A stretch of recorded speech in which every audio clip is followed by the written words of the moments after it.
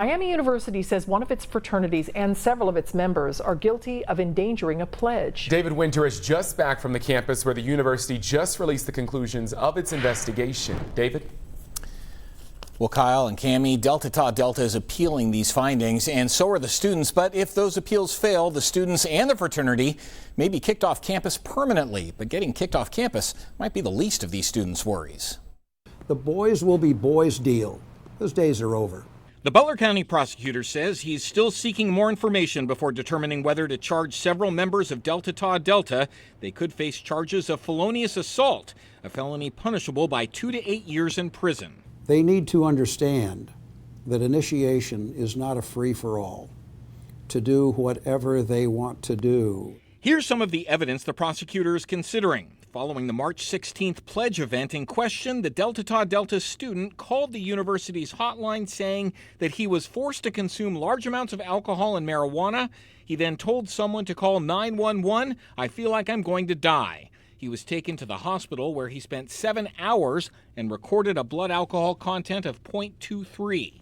The Oxford police investigated and handed up its findings to the prosecutor. The police report shows the student said he was forced to play a game called Chug Until You Puke, was hit with wooden paddles until he started crying, and then was told to smoke a joint to help numb the pain. And Miami University's investigation showed interviews with the pledge who said he was blindfolded and forced to listen to scary, loud, weird music. He was thrown on the ground, slapped on the face, and had beer spit on his face. He was made to do push-ups while being kicked. All this after being forced to drink a 6-pack of Smirnoff Ice and a 5th of Crown Royal.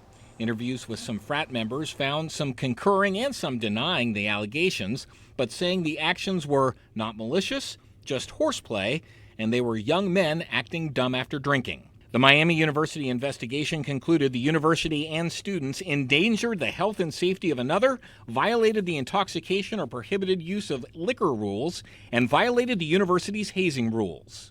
To have hazing happen is against the whole university culture of love and honor. There's no honor there.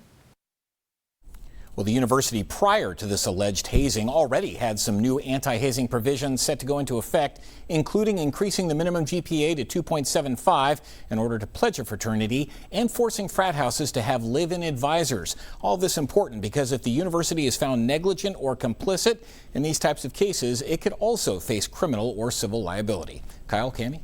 David, thank you. The prosecutor says he will need a little more time before deciding if his office will bring any charges. The university says its appeals process will take a month or two. The chapter has already been preliminarily suspended by the university and its national organization.